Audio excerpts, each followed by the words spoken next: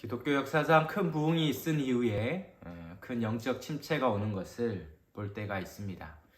이 능력의 선지자 엘리야가 바알과 세라 선지자들과 큰 싸움에서 승리한 이후에 오히려 이세벨 여왕의 위협 가운데 도망치며 극도의 좌절과 침체를 겪는 것을 보게 됩니다.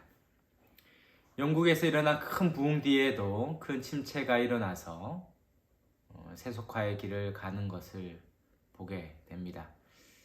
비단 역사뿐만 아니라 아마 저와 여러분의 삶 가운데서도 그런 경험이 있을 것입니다. 집회와 부흥의 가운데 큰 은혜를 받은 이후에 오히려 영적으로 소진되어서 침체와 또 어려움과 무력감과 허탈감에 빠진 경우가 아마 있을 것입니다. 저 또한 교회 개척 이후에 뭔가 교회가 일어나는 것 같고 또 기도의 응답 가운데 참 기뻐했는데요. 이 코로나로 인하여 격리되면서 참으로 하나님을 의지하지 않고는 겸손히 하나님의 도우심을 구하지 않고는 한 걸음도 나갈 수 없는 연약한 자임을 깊이 깨닫는 시간을 보내고 있습니다. 그렇게 누구든지 하나님을 의지하는 그 길밖에 없다는 것을 알게 됩니다.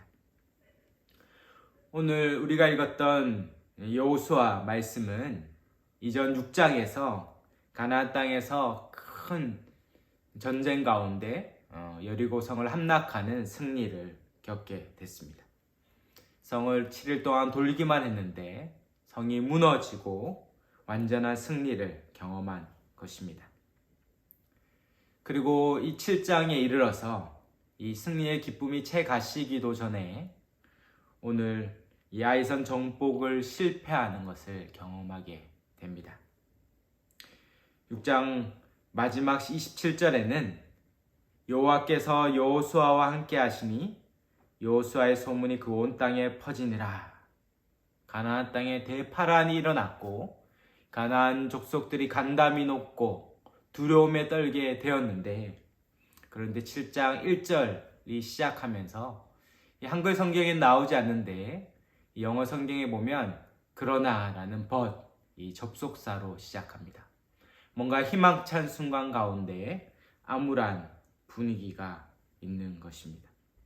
바로 우리가 1절에 읽었듯이 아간이 하나님께 바친 물건을 몰래 훔쳐가서 하나님의 진노 가운데 이스라엘 백성이 가나안 땅에서 첫 패배를 겪게 되었습니다. 바로 아간의 탐욕에서 시작된 범죄의 결과가 이스라엘 패배로 나타난 것입니다. 우리는 아간의 이 범죄를 다루기 전에 왜 이렇게 전쟁에 실패할 수 없었을까에 그 근원적인 문제를 먼저 짚고자 합니다. 그것은 이스라엘 백성이 이것이 누구의 전쟁인가를 잊었기 때문입니다. 여호수아를 읽어보면 그 시작부터 한결같이 하나님께서 말씀하시고 그 말씀에 순종하여 나아가는 것이 계속 반복되고 있습니다. 그런데 오늘 7장에서는 어느 곳에도 하나님께서 여호수아와 이스라엘 백성에게 말씀하셨다라는 내용이 나오지 않고, 또한 여호수아가 하나님께 물었다라는 내용도 찾아볼 수 없습니다. 이것은 우리가 다음에 살펴볼 여호수아서 8장에 보면 극명하게 대조되는 것을 알게 됩니다. 그곳에서 하나님이 친히 말씀하시고 말씀하실 뿐만 아니라 하나님이 어떻게 전쟁에서 승리할지 그 전략까지 알려주고 있는 것을 보게 됩니다. 그렇게 여호수아는 여호와의 말씀에 철저히 순종함으로 전쟁에서 승리하게 됩니다. 바로 이스라엘 백성이 하나님께 묻지도 않고 하나님의 명령을 듣지도 않고 전쟁에 임함으로 결국 이런 결과가 있었던 것이죠. 아마 여호수아와 이스라엘 백성은 큰 승리 이후에 자만했을지도 모릅니다. 전쟁에서 능히 이길 수 있구나. 정작 이 전쟁이 누구의 전쟁인지, 여호와의 전쟁인지를 망각한 여호수아와 이스라엘 백성은 그 첫 패배를 겪게 된 것입니다. 그래서 가장 작아 보이는 대적도 물리치지 못하는 자가 된 것이죠. 여호수아는 이 여리고 전쟁 이후에 큰 승리를 겪고 이제 파죽지세로 가나안 땅을 정복하려고 했을 것입니다. 그리고 이길 수 있다는 자신감으로 여리고로부터 서쪽으로 약 24km 떨어진 그 산지에 위치한 아이성을 점령하고, 그래서 전략적으로 가나안 땅의 중앙고지에 교두보를 마련하고자 했던 계획을 세웠는지도 모릅니다. 그래서 여리고 때처럼 아이성에도 정탐꾼을 보냈고, 아이성을 정탐한 정탐꾼들의 보고는 대단히 낙관적이었습니다. 다 올라갈 필요도 없고 3,000명만 올라가면 충분히 점령할 수 있다라는 것입니다. 그 보고대로 3,000명이 출정했지만 전쟁에서 이스라엘은 대패하고 36명이 죽게 되는 결과를 낳았습니다. 결국 여호수아와 백성들은 하나님이 아닌 3,000명의 군사를 의지했던 것입니다. 여호와께 묻지도 않고 여호와의 명령을 듣지도 않고 결국 그렇게 나아간 이스라엘 백성이 패배한 것입니다. 그 전쟁의 결과가 어떻게 되었습니까? 오늘 5절 끝에 보면 백성의 마음이 녹아 물같이 되었다라고 말합니다. 이 마음이 물같이 녹았다, 이런 표현은 원래 가나안 백성들의 모습을 말하는 것이었습니다. 2장 11절에 보면 라합이 정탐꾼에게 이스라엘 백성이 홍해를 마른 땅같이 건너고 그 아모리 사람 시온과 옥을 무찌른 이야기를 들은 여리고에 있는 백성들의 마음이 간담이 높고 정신이 혼미해졌다, 이렇게 표현했습니다. 또한 5장 1절에 요단강을 마른 땅같이 건너는 소식을 듣자 가나안 족속들의 마음이 다 녹았다, 이렇게 말합니다. 그런데 지금 이제 가나안 족속들의 마음이 아니라 이스라엘 백성의 마음이 녹아내리고 있습니다. 가나안 족속이 이스라엘 백성을 두려워했었는데 역전되어서 이스라엘 백성이 가나안 백성을 지금 두려워하는 꼴이 되었습니다. 6절에 이 소식을 들은 여호수아는 옷을 찢고 백성의 장로들과 함께 여호와의 궤 앞에 그 땅에 엎드려 머리에 티끌을 뒤집어 쓰고 애통합니다. 옷을 찢는 건, 또 티끌을 뒤집어 쓰는 것은 다 극도의 슬픔을 표현하는 표현인데요. 그들은 단순히 이스라엘이 패배했거나 사상자가 났다는 것 때문이 아니라 바로 여호와께서 이스라엘과 함께 하지 않는다는 증거로 이 패배를 받아들였기 때문입니다. 이제 가나안 족속들은 이스라엘 백성을 두려워하지 않고 강교세에서 뛰쳐나와서 일시에 이스라엘 백성을 공격한다면 그들은 끊어져 내리고 멸망할 큰 위협에 놓여 있습니다. 이후에 여호수아가 하나님께 기도하고 때론 불평하고 원망하는 것 같지만 그 핵심은 여호와 하나님께 묻고 있는 것입니다. 하나님, 저희를 버리신 건 아닌가? 하나님이 이 땅을, 가나안 땅을 주시겠다는 약속을 취소하신 것은 아닌가? 가나안 족속들을 다 멸하도록 우리를 사용하신다는 그 약속을 폐기하신 건 아닌가? 지금 묻고 있습니다. 이제 주의 크신 이름을 위하여 어떻게 하실지를 묻고 있는 것입니다. 결국 하나님은 이스라엘 백성을 버리신 것이 아니죠. 우리가 이미 1절에서 보았듯이 그것은 이스라엘 백성 안에 있는 그 죄를 제거해야 되기 때문에 그렇습니다. 그래서 여호와께서는 다시 말씀해 주십니다. 10절에 여호와께서 여호수아에게 일어나라, 어찌하여 이렇게 엎드렸냐라고 말씀하고 있습니다. 이제 여호와께서는 여호수아에게 이스라엘이 패배하게 된 진정한 이유를 말씀해 주고 있습니다. 그것은 이스라엘이 여호와의 언약을 어겼기 때문이죠. 같이 11절을 한번 같이 읽어보겠습니다. 여호수아서 7장 11절 읽겠습니다. 이스라엘이 범죄하여 내가 그들에게 명령한 나의 언약을 어겼으며 또한 그들이 온전히 바친 물건을 가져가고 도둑질하며 속이고 그것을 그들의 물건들 가운데에 두었느니라. 이 11절을 보면 6개의 동사가 그들의 잘못한 것을 지적하고 있습니다. 이스라엘이 범죄하여 그들이 명령한 나의 언약을 어겼으며 그들이 온전히 나의 바친 물건을 가져가고 도둑질하고 속이고 또 그 물건들 가운데 두었다.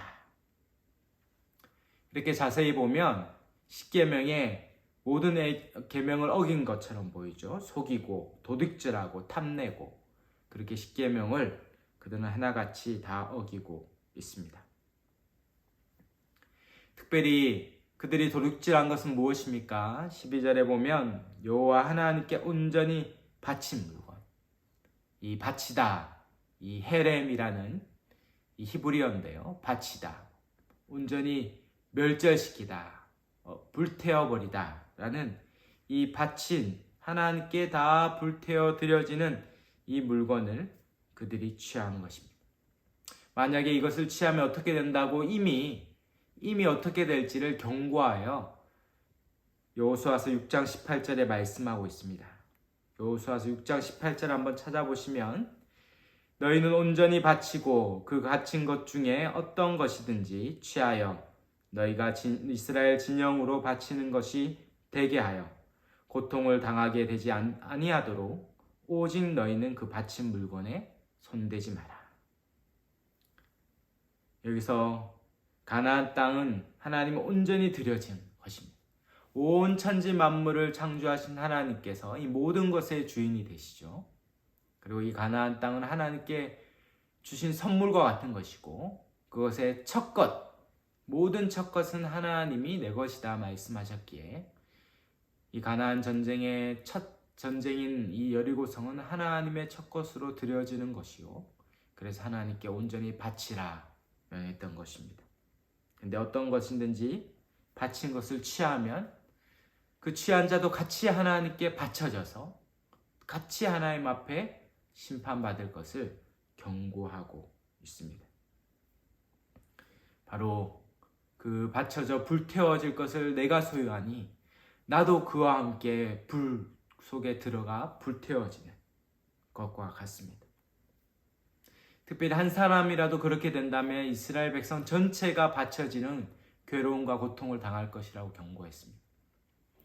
하나님은 우리를 각자 대하지 않고 하나님은 이스라엘 백성 전체를 집합적인 존재, 공동체적인 존재로 대하고 있습니다.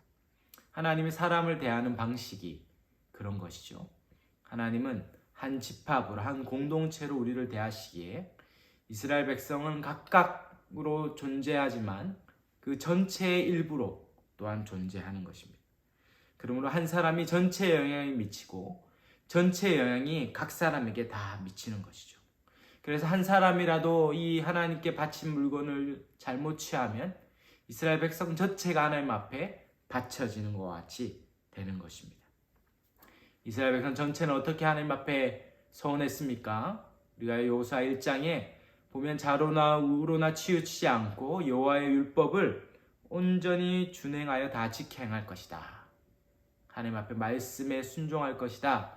서약하고 그들이 언약을 맺었음에도 불구하고 그 하나님께 바친 물건을 취하지 말라는 약속을 어김으로, 명령을 어김으로 그는 하나님 앞에 바쳐지는 그런 하나님의 심판을 받게 됩니다.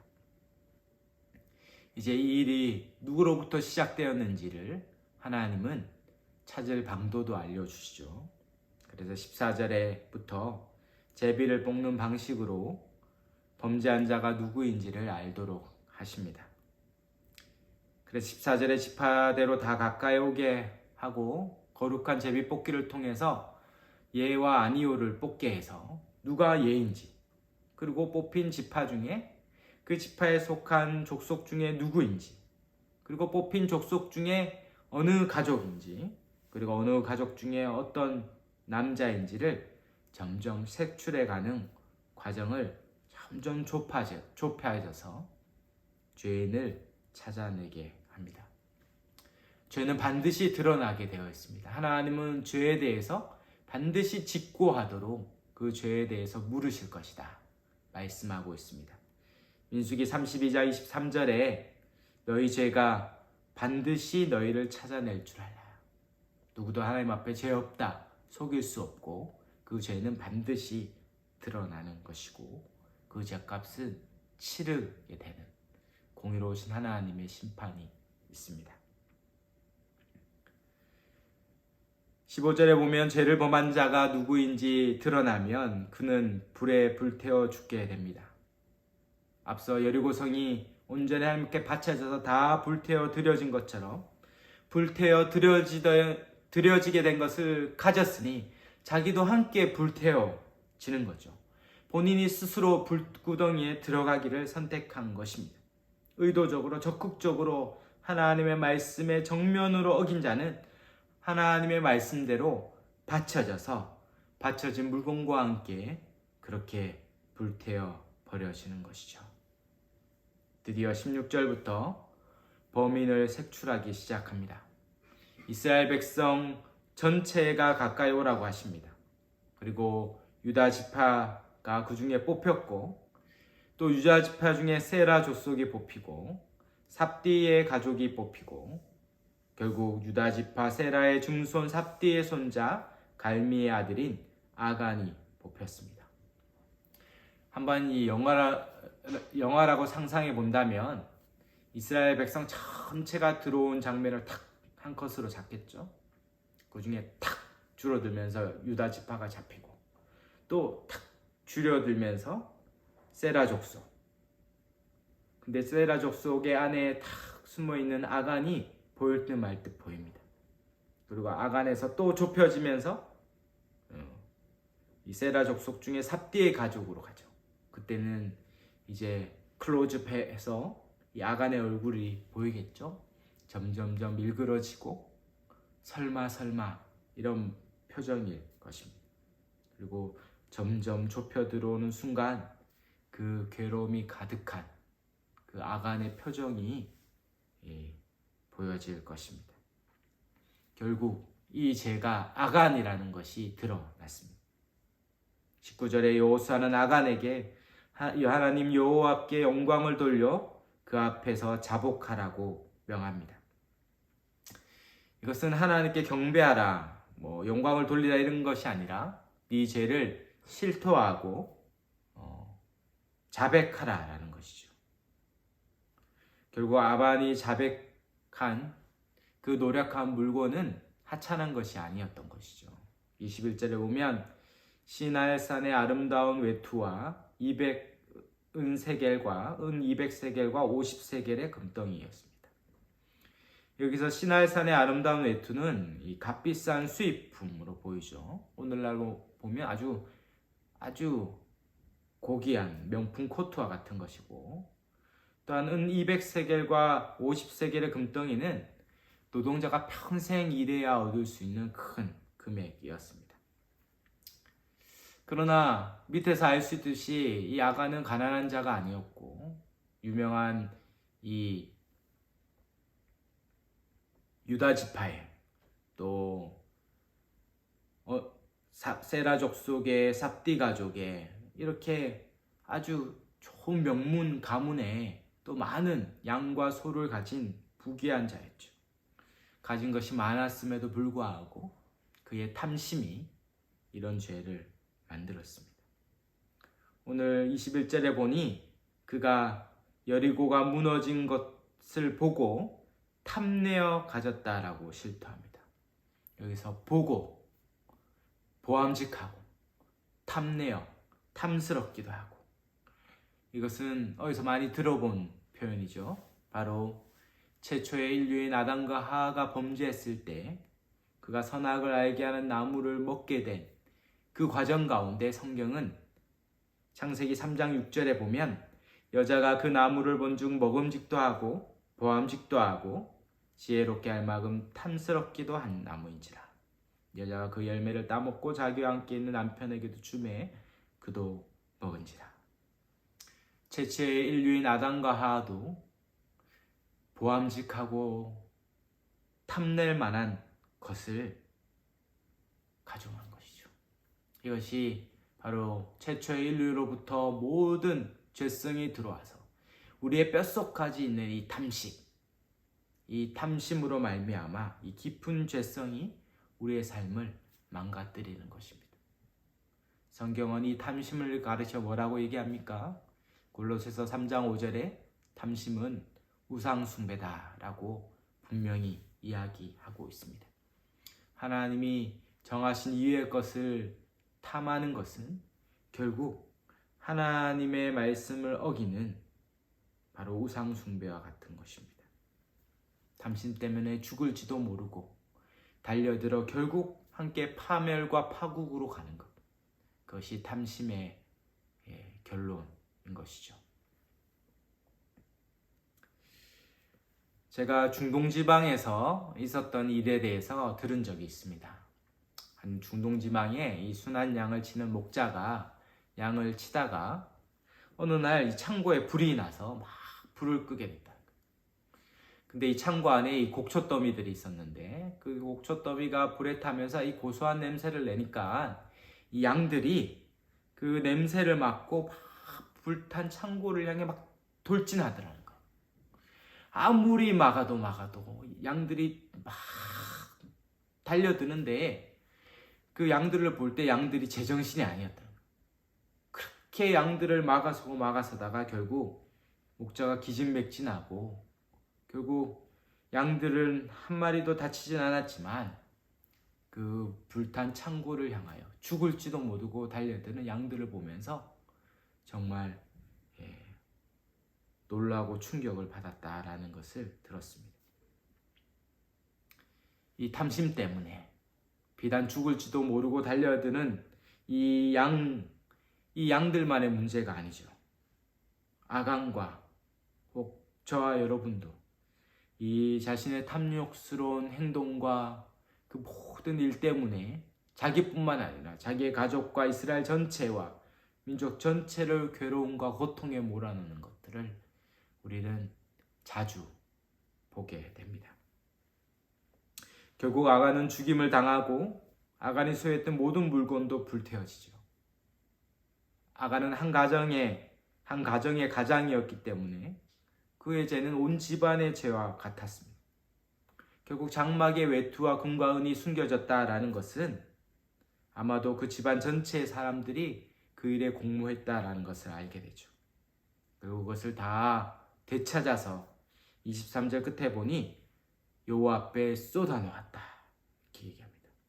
이게 영어로 pour out, 쏟아놓다는 것은 다른 표현으로는 기름 붓다라는 용어로 쓰이기도 합니다. 바로 이 탐심으로 가졌던 것을 다시 하나님께 되돌려 바치는 장면이기도 합니다. 그렇게 24절에 아간과 그 훔친 은과 외투와 금뿐만 아니라 아들들, 딸들, 그들의 가축들, 장막의 모든 것들이 다 아골골짜기로 끌고 가서 돌로 치고 그 위에 거대한 돌무더기가 쌓였습니다.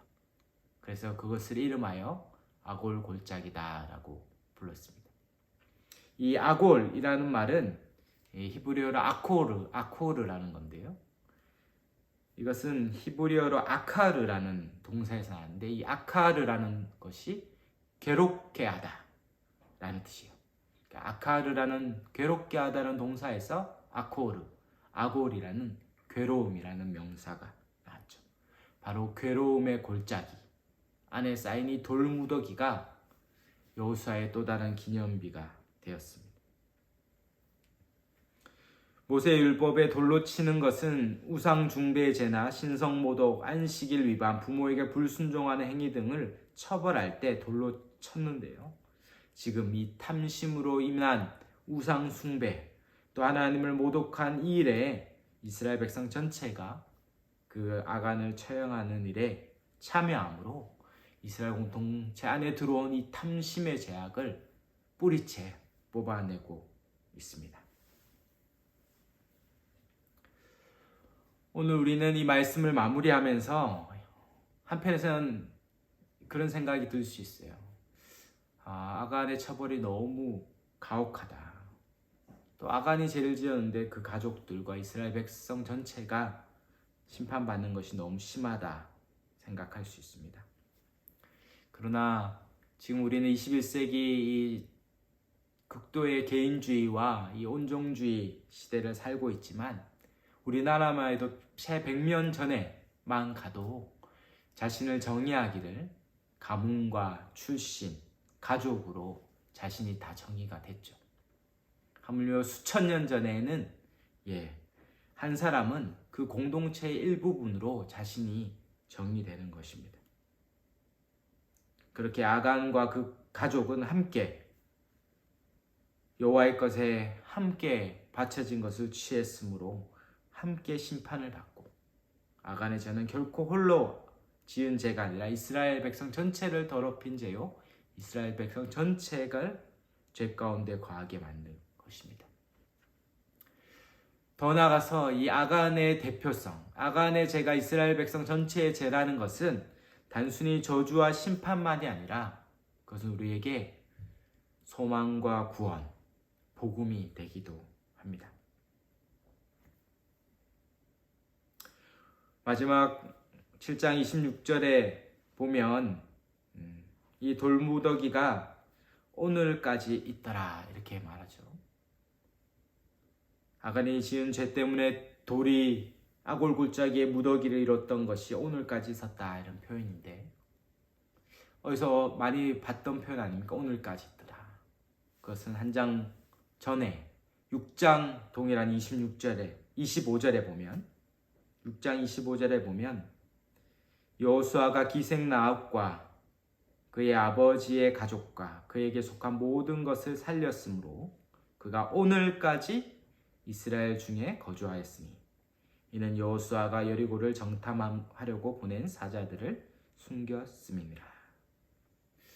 아간은 자신이 범죄함으로 자기의 가족과 이스라엘 전체를 멸망으로 이끌었다면 라합은 하나님 앞에 순종함으로 여호와를 믿고 의뢰함으로 그의 아버지 가족과 그에 속한 모든 것이 이 멸망 중에 살아나는 은혜를 입게 되었습니다. 성경은 놀랍게도 오늘까지 이른 이 두 인물, 이 아간과 라합을 통하여 우리에게 교훈해 주고 있습니다. 한 명의 대표는 아간은 어떻습니까? 그는 여호수아에서 가장 길게 나오는 족보의 주인공이었죠. 유다 지파를 훌륭한 가문에 태어나서 그렇게 많은 것을 소유했음에도 불구하고 그는 탐심으로 인하여서 이스라엘 백성을 가나안에 물들게 하는 죄를 범했습니다. 그는 물질에 대한 탐욕으로 말미암아 결국 여호와의 명령을 어기는 죄를 범하게 된 것이죠. 그는 하나님의 것을 가로치는, 그래서 하나님의 것을 자기 소유로 삼는 그 죄로 인하여 하나님이 경고하신 대로 하나님의 진노 가운데 그 인생뿐만 아니라 그 가족과 이스라엘 전체를 멸망으로 이끄는 죄를 범했습니다.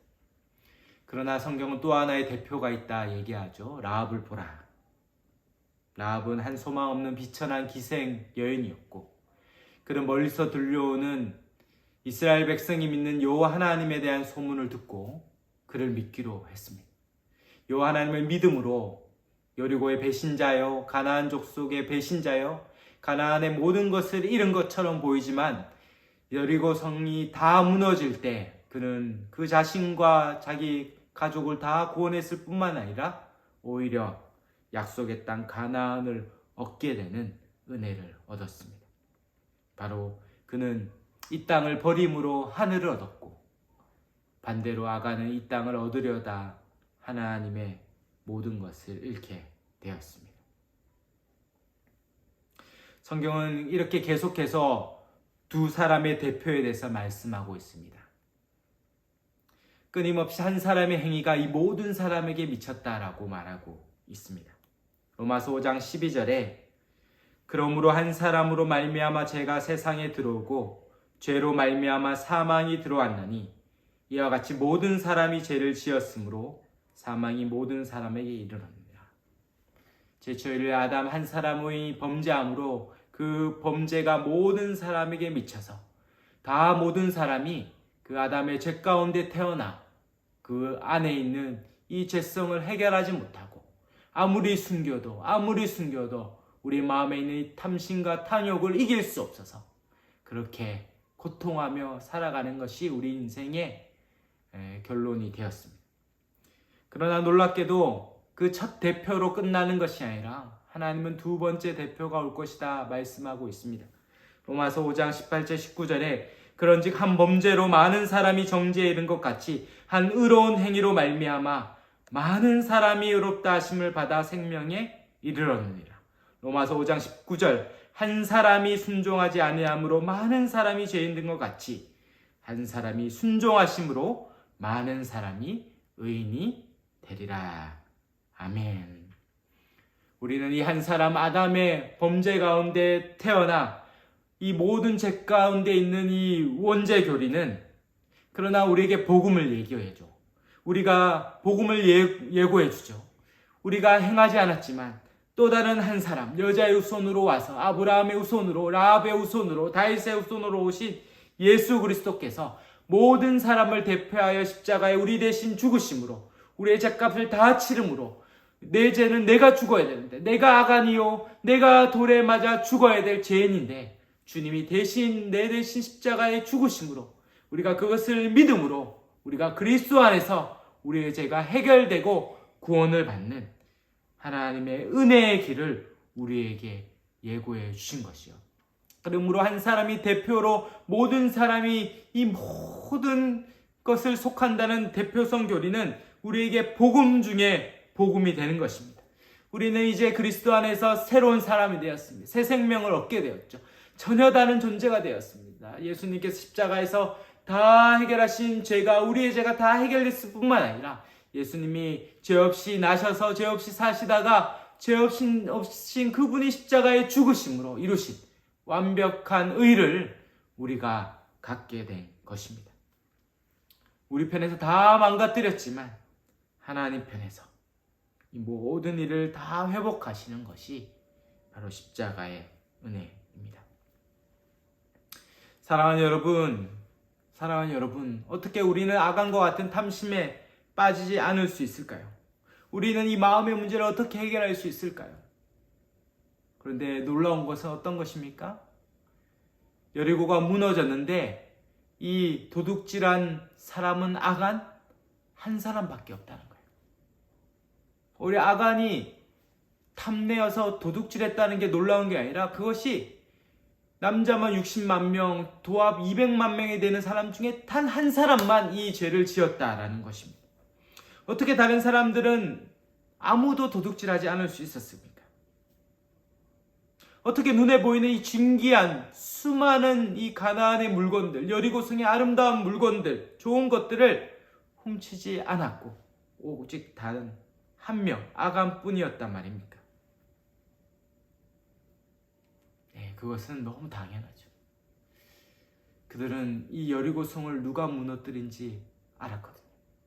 철옹성과 같이 결코 사람이 무너뜨릴 수 없는 일을 하나님이 그날 단번에 여호와께서 무너뜨리심으로 하나님이 하셨다. 전능하신 하나님이 지금 살아계시다. 눈앞에 하나님이 살아계신 것을 경험한 이스라엘 백성은 그 말씀에 순종하는 것이 하나도 어렵지 않았던 것입니다.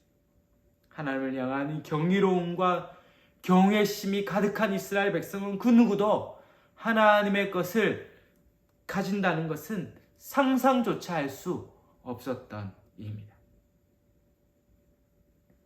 그런데 사랑하는 여러분, 여리고성이 무너진 것보다 더 놀라운, 더 확실한 사건이 저와 여러분에게 있지 않습니까? 저 아골골짝을 지나 저 골고다 위에 높이 솟은 십자가를 보십시오. 하나님 우리를 사랑하신 증거를 보십시오. 자기 아들을 내어 십자가에 죽기까지 사랑하신 것, 우리를 대신하여 죽으신 그 십자가를 볼 수만 있다면, 우리가 그 앞에 나아갈 수만 있다면, 그 앞에 엎드릴 수만 있다면, 우리는 우리 안에 있는 탐심이 단번에 죽고 그 사랑에 매여서 주를 위해 살고자 하는 열망이 더 커져 갈 수 있을 것입니다. 이제 2000년 전에 십자가에 예수님이 죽을 때 우리도 죽고 그가 부활할 때 우리도 살았습니다. 우리는 이전에 탐심과 탐욕에 가득했던 마음이 다 제하여지고 우리는 새 마음을 가진 새 사람, 속사람을 지닌 새로운 존재가 되었습니다. 그 은혜에 기대요. 그 사랑 가운데 예수님 안에서 날마다 거하여 주님을 바라보고 주님을 의지하여 살아갈 때 이 세상에 있는 탐심과 탐욕에서 자유하고 벗어나서 주님을 더욱더 바라보며 살아갈 수 있습니다. 비록 이 땅에서 나와 같이 초라하고 비천하고 가진 것이 없는 인생이라 할지라도 그는 그리스도 안에서 전혀 다른 새로운 구원의 선물을 받았고 십자가의 은혜를 경험했기 때문에 이 땅에 그 어떠한 것에도 마음을 빼앗기지 않고 살 수 있습니다. 반면에 이 땅의 것을 자랑하며 탐욕과 탐심에 가득한 아간과 같은 자들은 결국 마지막에 악올 골짜기에서 영원히 슬피 울며 고통할 날이 올 것입니다. 사랑하는 여러분, 예수님을 태양같이 만나면 이 세상에 반짝이는 것이 다 빛을 잃을 것입니다. 아무리 이 세상에 값진 것도 그리스도 앞에서 휴지 조각에 불과할 것이요 돌덩이에 불과할 것입니다. 주님을 그렇게 만나시기를 축원합니다. 주님이 주시는 그 부유함과 풍성함에 날마다 거하시기를 바랍니다. 그럴 때 이 땅에 마음을 두지 않고 영원한 것을 바라보며 이 땅에 오히려 주님이 보아야 될 것을 보며 주님의 약속을 붙잡으며 이 땅에서 우리에게 맡겨진 사명을 이루며 믿음으로 살 수 있을 것입니다. 사랑하는 여러분, 주님이 약속하신 것을 믿음으로 탐심과 이 탐욕을 이기고 주 안에서 모든 것을 가진 자의 확신과 만족과 담대함 가운데 믿음으로 살아가는 복된 인생이 다 되시기를 주의 이름으로 축원합니다. 아멘. 기도하겠습니다. 하나님 아버지, 감사합니다.